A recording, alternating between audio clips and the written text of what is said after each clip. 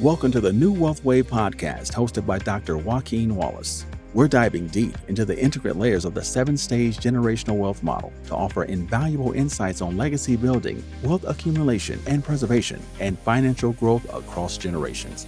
I'm Dr. Joaquin Wallace, and this is the New Wealth Wave podcast. Hey, future wealth builders, this is Dr. Joaquin Wallace, and thank you for joining me on the New Wealth Wave podcast. Today, we're going to bring back Dr. Marcia Ruben, who was on stage 2 of the generational wealth model. For those who are tapping in for the first time, the generational wealth model is a 7-stage model that focuses on behavioral science and theory, as well as some financial edification. For those who haven't seen the model, we'll talk about it. We'll take a look at it. If you're watching us on YouTube, you can definitely follow us there. And if not, you can tap the link in the description, and then you can follow along as well. So stage 1 is your internal and external ecosystem, while stage 2 is your financial genetic code. Stage 3 is reprogramming your financial genetic code, which is financial healing. Stage 4 is financial edification. Stage 5 is financial well-being. Stage 6 is generational knowledge. And stage 7 is generational wealth. As we all know, generational wealth begins with generational knowledge. Now, last time out, we had Dr. Marcia Ruben that came on and talked about stage 2. That's her focus. And I'll give you a brief rundown on Dr. Ruben again. Dr. Ruben, an esteemed professor emeritus at Golden Gate University.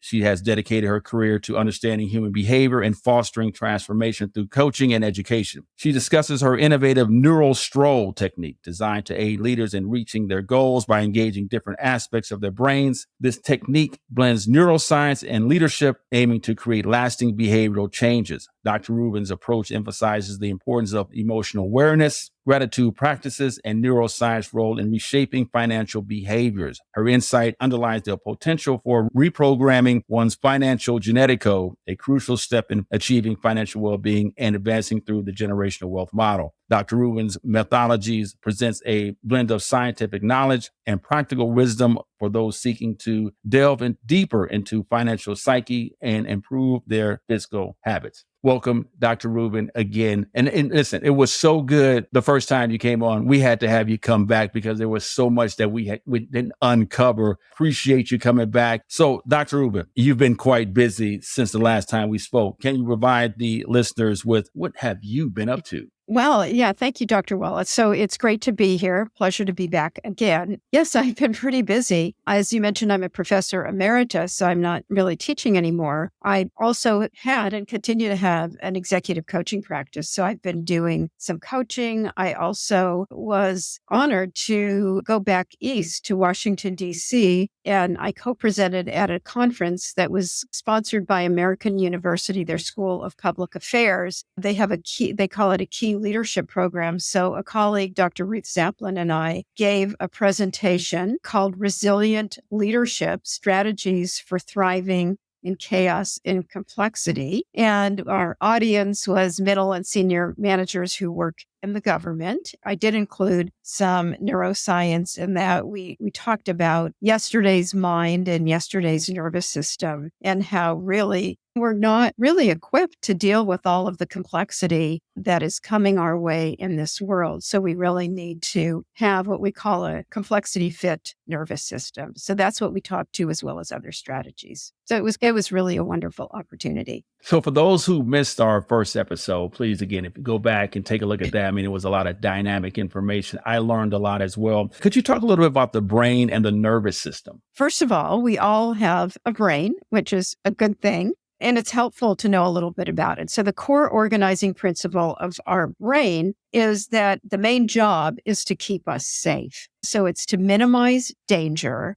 and maximize rewards. So our brain is really primarily wired to keep us safe. And we have 5 times as many circuits to monitor threats as we do to pick up rewards. So we pick up threats in 1/5 of 1 second. So 1/5 of 1 second is less than what the time that it took me to say that. It's just a nanosecond. So if you've ever been in a situation where all of a sudden you feel fear, you feel like you're clenching in your stomach, or you feel something in your heart or your throat, that's our body's warning system. It's really our amygdala that picks up the threats that help keep us safe. And so when we're threatened, when we have that threat, what happens is cortisol courses through our body to get us ready to fight or flee, or sometimes we freeze. Some of you may be more inclined to fight when you're stressed, when you get that trigger, others to run, and others just freeze. And when we're threatened, and if you can think of a time when you were, we're going to be less productive, more easily distracted. We're more likely to rely on old habits. So for the purpose of this podcast, our habits of thinking about wealth and money. And if we're stressed, we're more likely to go back and rely on those. And also our decision-making becomes more automatic and less flexible.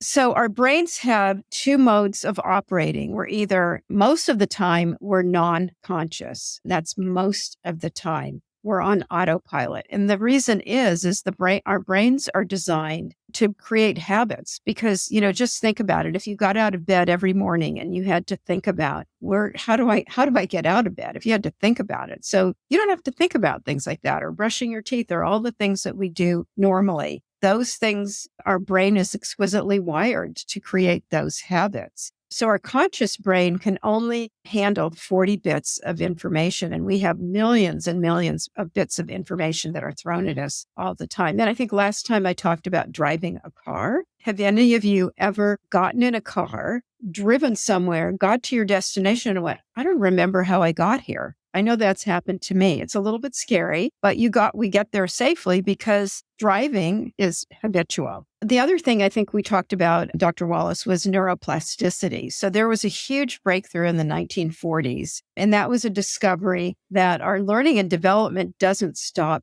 in our 20s. It used to be, I remember hearing, after 25, you can't learn anymore. Well, that is not true. So our brain continues to rewire itself. And we can, with conscious effort, change well-worn habits of thinking and behavior. And so what happens, here's a quick explanation of neuroplasticity. Our brain cells communicate with each other, and that's called neuronal firing. And when we communicate a lot, the connection gets stronger and stronger and faster. So think of a new habit that you develop. And after enough repetition, it becomes automatic and a habit. And hence, there's a really catchy phrase, neurons that fire together, wire together. And if we don't make a conscious effort to develop new habits, neurons that don't sync don't link. So think of habits you've tried. If we didn't get those firing, we didn't create a new habit. So you have to get the neurons firing. And that happens automatically. You don't have to think about it. So that's the explanation. Does that help? Any other questions, Dr. Wallace?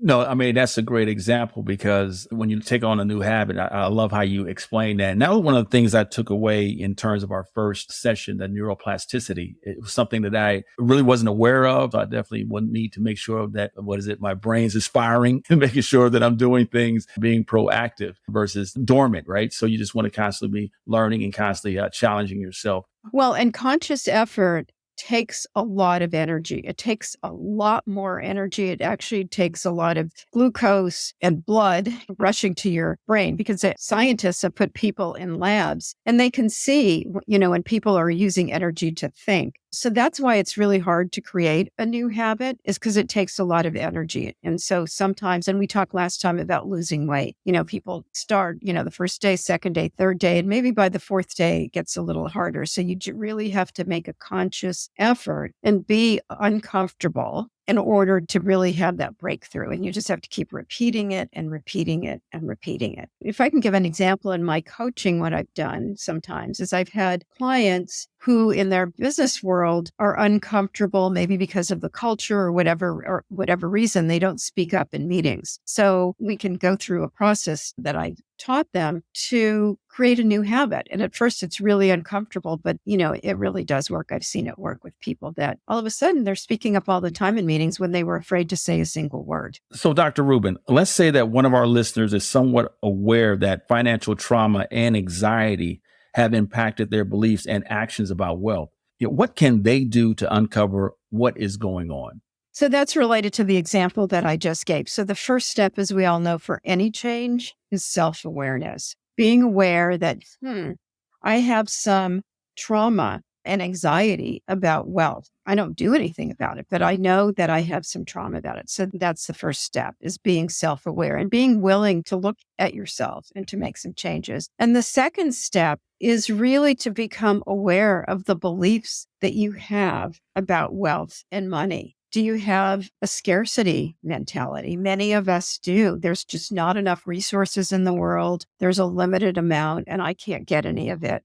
Or do I have an abundance mentality? There's plenty to go around. Or a worthiness issue. A lot of people, I've been doing this work with human beings for many, many years, and you would be surprised at how many people come out of their childhood home with a feeling of unworthiness. I'm not worthy of having money, or I'm not worthy of having whatever it is. So there's something, that's something that needs to be made aware of and healed. So there's also some other self-sabotaging beliefs. I'm not able to do this. I'm not going to be able to figure out how to become wealthy. I'm no good. Other people are better than me, smarter than me. A person like me could never have money or wealth. I'll wait until the time is right before I start doing anything. I should be better, smarter. I shouldn't be so needy, so serious. If I'm successful, people might laugh. People might not be my friends, or I don't deserve to be wealthy,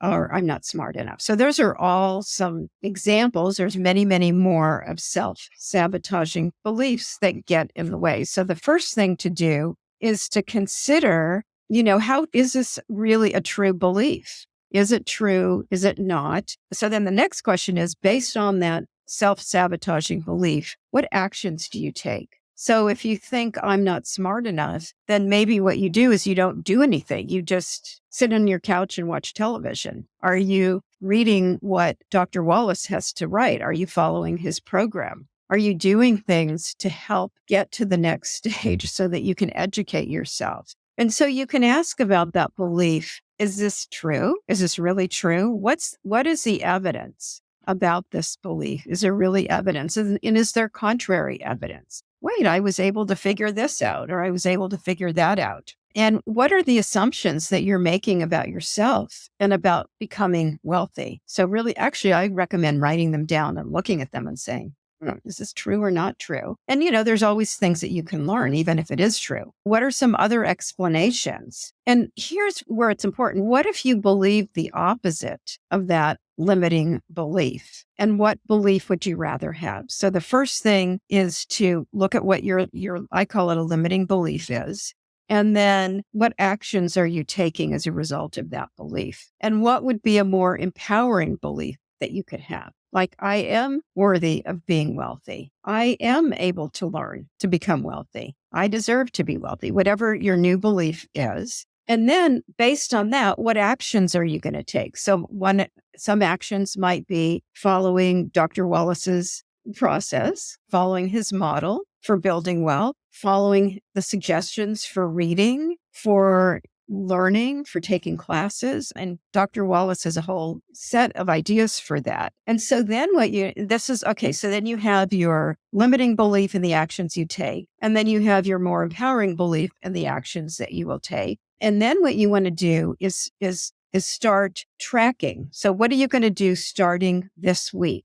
And then once a week, I'm going to read a book recommended by Dr. Wallace, or I'm going to start putting some money away every single week from every paycheck. I'm going to put away X percent, 10% from every paycheck. I'm going to put it in my savings, whatever it is going to do. And then you want to track it. It's really important to track it. It's really important to know that you're likely to fall backwards. We all do. We have good intentions. And so it's really good to have a buddy to help you with this, somebody who's going to hold you accountable. and just pick yourself up. They say, pick yourself up and get back on the horse, if you fall back, and just every day, because every accomplishment, there's not a straight line to every accomplishment. It's always up and down and up and down and up and down. And we don't really think about it. If something, let's say that we have a goal of doing something and we get to the end, we don't look back and say, gee, there were all these little ups and downs. So it's good to be aware and to track that.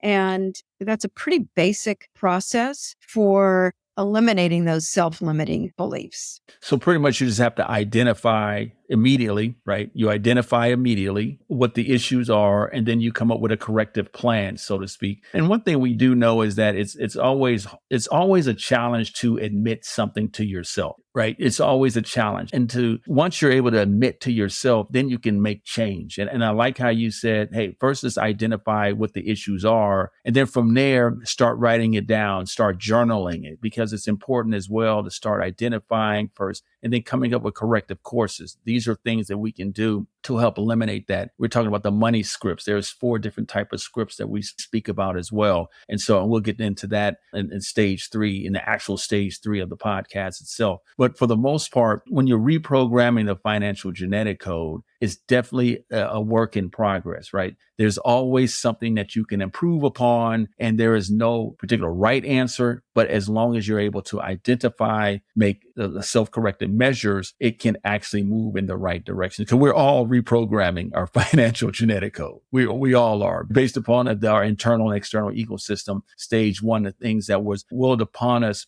unbeknownst to us. And so we were basically blank scripts when we were born, and all of this information been kind of bestowed upon us from our fiduciaries, if you will, those that were responsible for our welfare. And then that's how we kind of learned about who we are, which created our financial genetic code. Well, in the last episode, you explained the role of the amygdala. And what are the ways to calm down the amygdala? I mean, there's lots of research out there. That's one of the books that I would recommend if people are interested. It's by Daniel Goleman and Richard Davidson. It's called Altered Traits. But there's some actual scientific research from studies in labs about meditation and mindfulness practices, that it actually does alter your nervous system and calms us down. One of the things that you can do is do some sort of a mindfulness centering practice. And there's lots of apps that are out there. I really like the Insight Timer. There's a Calm app. There's lots of things that are free. And you can just sit for 5-10 minutes and meditate, just calm yourself down. We're all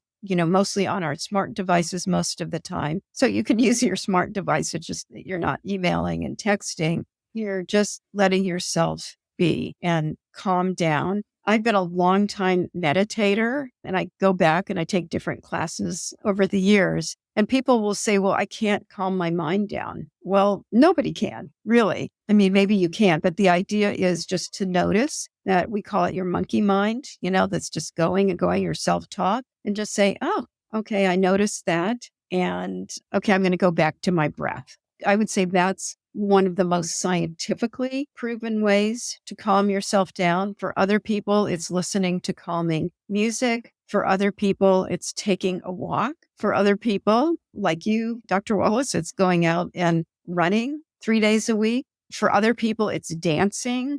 Just what is it that calms you down? And just make a commitment to doing that on a regular basis. And it does actually make a real difference. There's also something that I was recently went through and trained in. It's called Positive Intelligence. And there's a book by Shirzad Chamine called Positive Intelligence. And Shirzad Chamine came up with the idea of saboteurs. They're the same thing as limiting beliefs. He's put a name to them, but he created a really very good program that's very app-based. He's gamified it. And so you first identify what your saboteur is, and then he takes you through a series of exercises. He calls them PQ reps. And really, basically what it is it teaches you to be present. So for instance, one PQ rep is just to slowly put your fingers together like this and feel the ridges on your fingers, or to take your hands together like this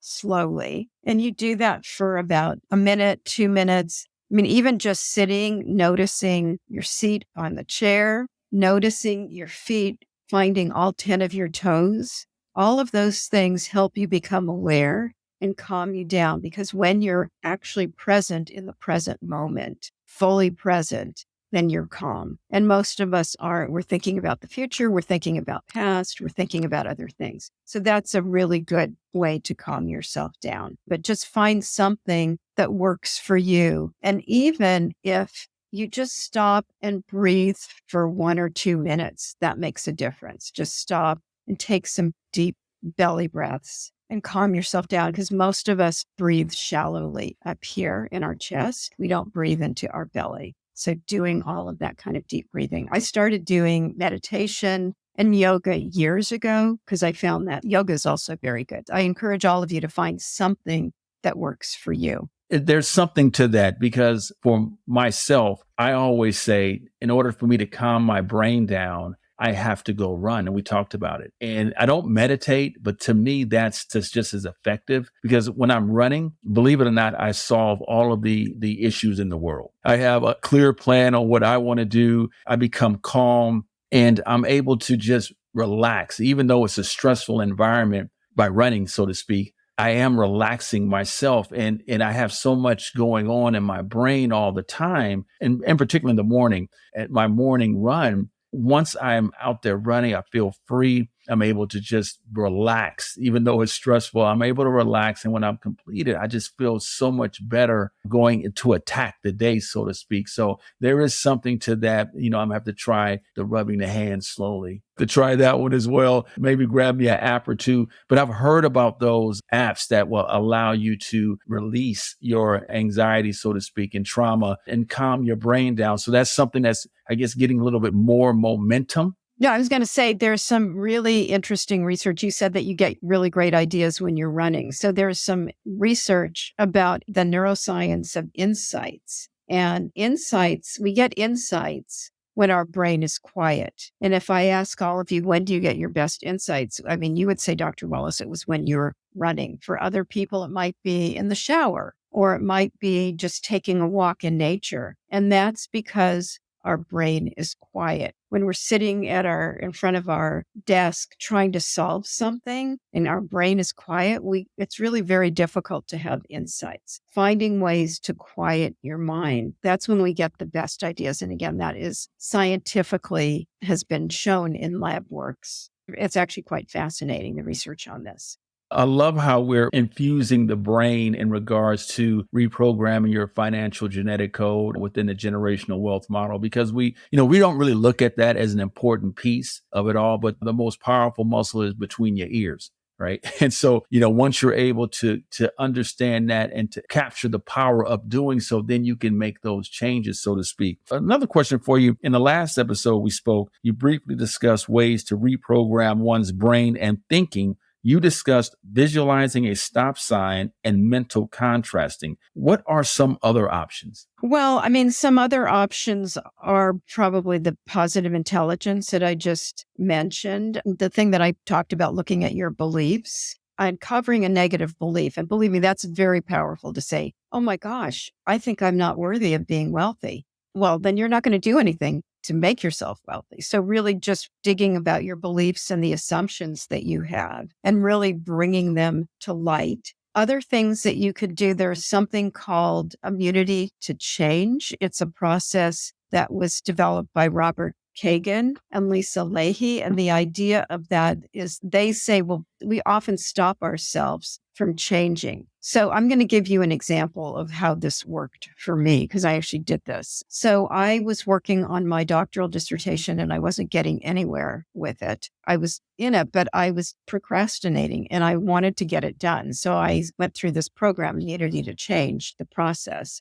And so what you say is, what's your goal? What are you committed to doing? And then you take a look at what are you doing that's keeping you from getting the goal. So I had to write down all these things. Well, I was running around doing all sorts of other things and I listed everything out. It was like, oh my gosh, no wonder I don't have time to do this. And then what's your competing commitment? What ended up happening is that I really had an underlying concern that if I really spent time on my dissertation, I would lose all of my friends. I wouldn't have any friends left. and maybe I wouldn't have any work. So by looking at that underlying big assumption and realizing that's not true, I was able to release what was going on. And that was a really powerful way to have a breakthrough regarding a goal. Then there was the mental contrasting. And after I did that, I realized that I was really getting in my own way. There's cognitive behavioral therapy where you can take a look at some of they're called cognitive distortions. So for instance, one that's common for a lot of people is catastrophizing. Okay, making things much worse than they are, and then you shut down. I mean, basically, the first step for all of these is self-awareness and a commitment to changing, and then finding ways to reprogramming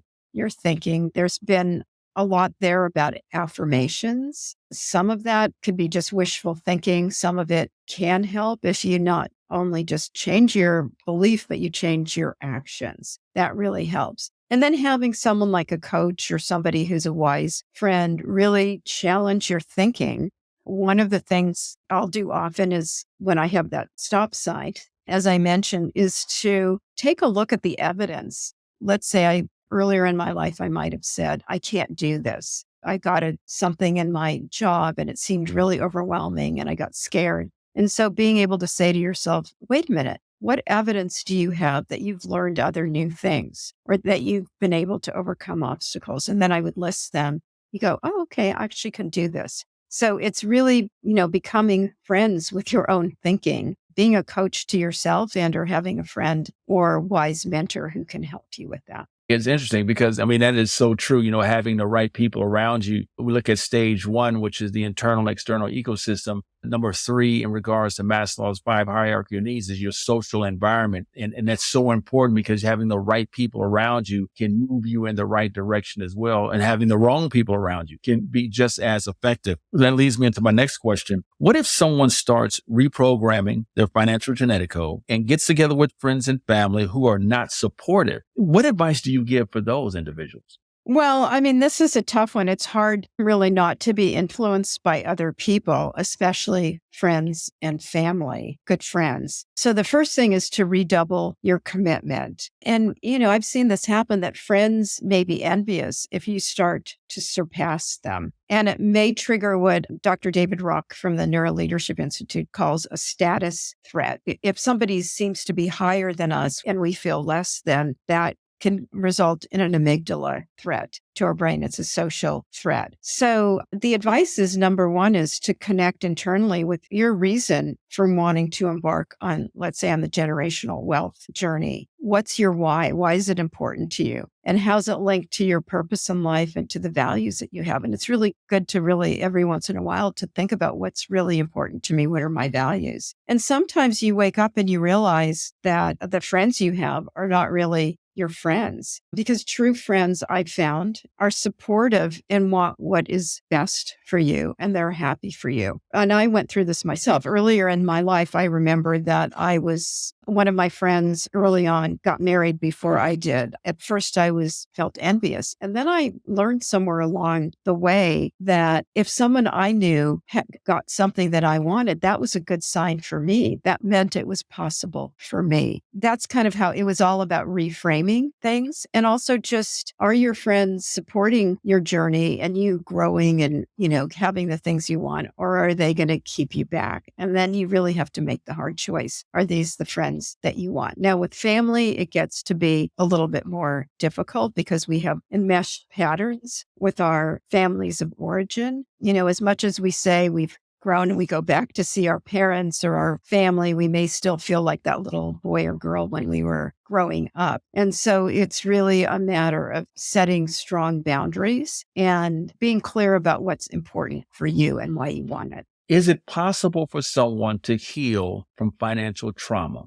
I believe anything is possible. The human spirit is vast. Because of neuroplasticity, we can change. A big thing, and I didn't talk about this before, is about the stories that we tell ourselves. So we tend to think in stories. And think about it. If somebody tells you it's a fragment of something, we're going to make up a beginning, a middle, and an end. That's how we think. There is some therapy that's fairly new that's called narrative therapy. So you have the power to change the story about yourself. Okay, let's say, and I've had lots of students. When I was teaching full-time at Golden Gate, I was until just recently, I taught a personal leadership class. And I heard a lot of stories about people that grew up very poor and they had a story about it. So if they were able to change their story about their circumstances and make it more empowering for them, then you are able to heal. Look at the stories, look at what you're telling yourself. What are you thinking? What are your thinking habits? What are the things that just that have become part of you and you're not even realizing it, and you've made decisions about things that have happened earlier in your life. So absolutely, I believe it's possible to heal. And it's also good to get support in doing that.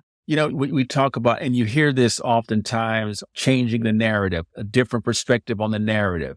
Everything is about the narrative, right? Kind of what you're speaking about. And I go back to the narrative was established in stage one, right? Your internal and external ecosystem, culturally, learned behaviors, self-sabotage, and all those type of conversations or lack thereof conversation. But then on stage 5 in the model, we talk about financial well-being. And it's important to understand that two people have a different financial well-being. That's changing the narrative as well. And when you talk about looking at your friends and their accomplishments, if you will, that may not be your financial well-being. And it's important to recognize that first, be excited for that person, as you mentioned earlier, because if they're successful, then it shows that I can be as well too. But that doesn't mean I have to duplicate what they're doing, trying to keep up with the Joneses, if you will. You don't have to do that. You determine what your financial well-being will be. And then it will allow you to move in that direction. And once you understand that you're not trying to compete with those that are around you, it allows you to grow mentally and spiritually, which is important.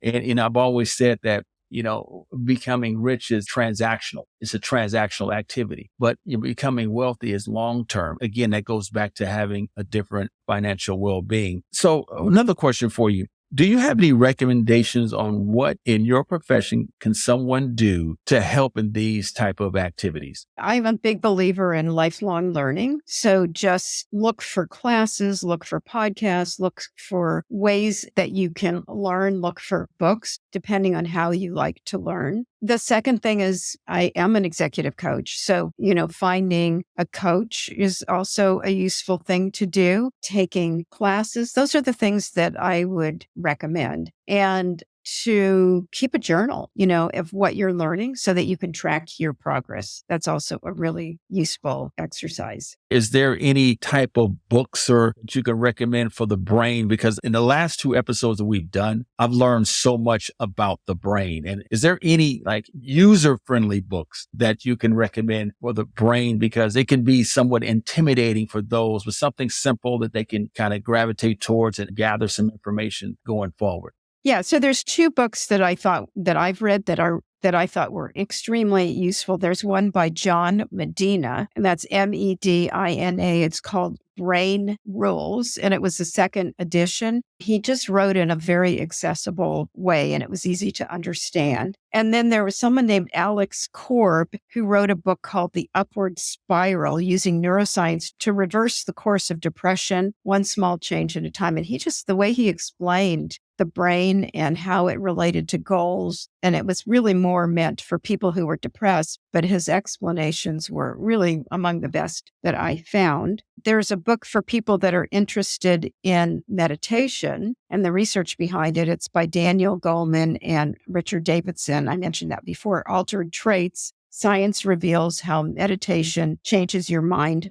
body, and brain. So that one is for people interested in meditation. There's lots of other books, but those 2, the one by Alex Korb and by John Medina, those were the 2 that I found the most useful to understand. And I mean, you don't need to become a neuroscientist. You just need to understand, I have a brain. I have a threat center in here that is picking up threats. This is a brain that has evolved from early caveman and woman days when there were saber-toothed tigers. We don't have, I guess during the pandemic, there were some tigers that came down from the mountain, but generally we don't have to worry about mountain lions coming and eating us in our caves, but our brain is still the same as those times. It just hasn't evolved as much. So we just have to be conscious of when the threat is. If it's a real threat, we have to pay attention to it. But if it's a threat because we get an email that's nasty, our reaction could be the same as if it were a saber-toothed tiger. So we just have to be aware of that. And we have to be aware that we can access other parts of our brain there's a part of our brain for optimism. There's a part of our conscious brain for empathy. So those are things that we can access and use to our benefit. So, Dr. Ruben, first and foremost, I'd like to thank you for coming on for part 2 of the podcast. Part 1 was outstanding. What would you like the listeners to learn from this particular episode of the podcast? What I would like listeners to learn is that you can reprogram your brain. You can reprogram your thinking. You can reprogram yourself so that you can create the generational wealth that you so desire. You have to believe that you are worthy of it, that you're capable of it, but that you can change your thinking. And I can say from my own life experience that I actually reprogrammed my thinking. And I started, the first thing that got me on that journey was I read a book by Napoleon Hill that I believe is still in print called Think and Grow Rich. And it was just a revelation to me that I could actually change my thinking, that the thinking that I had was not going to lead me to the success that I was hoping for. And so I started on a journey with that. And then I just followed my inner guidance on, there's a saying, when the student is ready, the teacher appears. And so I encourage all of you to take that attitude and to be open to learning, to whatever it is you need to learn in order to create the wealth that's going to make a difference for you and your families. So, Dr. Ruben, thanks for coming on the New Wealth Wave podcast. How would our listeners reach out to you for your services? So there's a couple ways. One way is to find me on LinkedIn, and you just search with Marcia Ruben, and I'm in San Francisco. I think there's more than one Marcia Ruben, and the spelling should be on the podcast description. And then the second way is I have a website, www.leadershiptangles is one way you can get to it, or www.rubenconsulting.com. So either way is fine. Future Wealth Builders, part 2 of the New Wealth Wave podcast interview with Dr. Marcia Ruben was outstanding. On behalf of the New Wealth Wave podcast, myself and my producer, Ray Haycraft, would like to thank you, Dr. Ruben, for coming on for part 2, and good luck in the future. Future Wealth Builders, remember, generational wealth begins with generational knowledge. Until next time, I'll see you on the New Wealth Wave podcast. Thank you for joining us on the New Wealth Wave podcast, hosted by Dr. Joaquin Wallace. Our show is edited and produced by Ray Haycraft. To dive deeper into the world of financial wisdom and learn how to create your financial footprints, head to our website at www.drjwallace.com. For more updates and exclusive content, connect with us on social media by searching Dr. Joaquin Wallace. And if you have questions and comments, feel free to email us at thenewwealthwavepodcast@gmail.com. Remember, generational wealth begins with generational knowledge. And as always, thanks for listening. The content presented in this podcast is strictly for educational purposes and should not be taken as investment advice. The views and opinions expressed by our guests may not necessarily reflect those of the New Wealth Wave podcast and its host or producers. Listeners are urged to exercise discretion and judgment before making any financial or investment decisions. Always consult with a financial professional or advisor before taking any action based on the content of this podcast. If you're enjoying the New Wealth Wave podcast, we appreciate if you leave us a review. We're always open to topic suggestions and guest recommendations. Feel free to reach out to us directly with your thoughts and feedback. Thank you for tuning in, and we'll see you next time on the New Wealth Wave podcast.